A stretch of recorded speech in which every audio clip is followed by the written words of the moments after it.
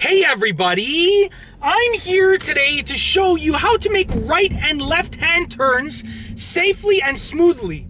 I'll start out by demonstrating a few turns with stop signs, and then I'll demonstrate a few turns that are rolling turns without stop signs. Now let's get right to it. I'm approaching a stop sign. I'm going to tell you what I'm doing and demonstrate it for you.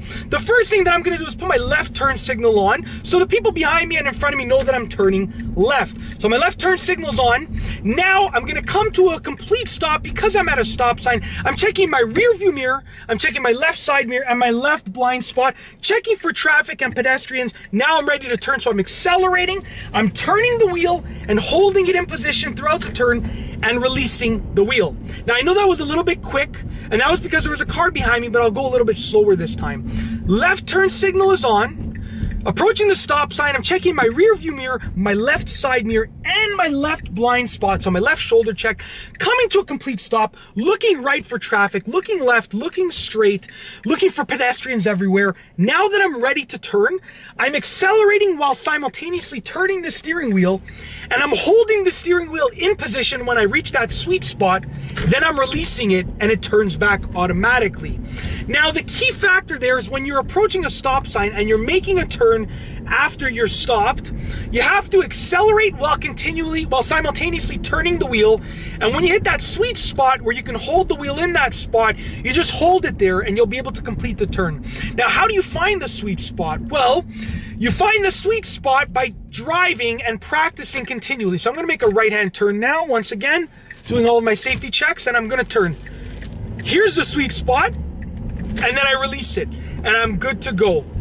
So the more that you practice, the more that you drive, the better that you'll be. The most important thing are the two factors, the safety and the smoothness, okay? Safety is doing all of your safety checks, making sure that you're not making that turn until it's actually safe to make that turn, okay? The other factor is the smoothness. Smoothness means that you're gonna accelerate smoothly. So right now I'm nice and gently pressing on the gas pedal to accelerate, and I'm turning the wheel and I'm able to hold it in position without making any huge adjustments throughout the turn. If you're turning and you have to make big, large macro adjustments throughout the turn, then that's not going to produce a smooth turn. So instead of making those large adjustments, you have to learn how to predict how much to turn the wheel when you are driving. And in order to do that, you just need to practice. Practice will make perfect. So that's safety and smoothness, okay? The two factors, the safety checks and the smoothness. Now, I'm gonna make one or a few turns that are rolling turns. I'll try and make like right and left turns that are rolling turns.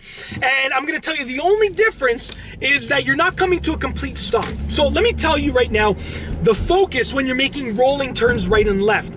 So the safety checks are the same. You're gonna check your mirrors, your blind spot, look for traffic, look for pedestrians, make sure that it's safe to do so.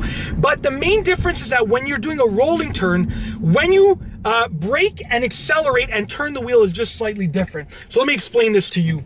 You're gonna brake before you actually start turning. So you're gonna slow down before you actually start the turn. Then when you turn the wheel, you're gonna maintain that slower speed, and then you're gonna accelerate after the turn. So I'm approaching a rolling turn right here. Left turn signal, mirrors, blind spot, no pedestrians, no traffic, slowing down.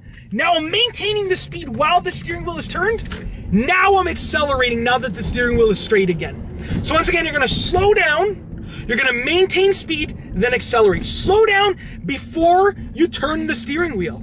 Maintain that slower speed during the turn, and then accelerate after. So watch this. I'm slowing down, okay? Slowing down.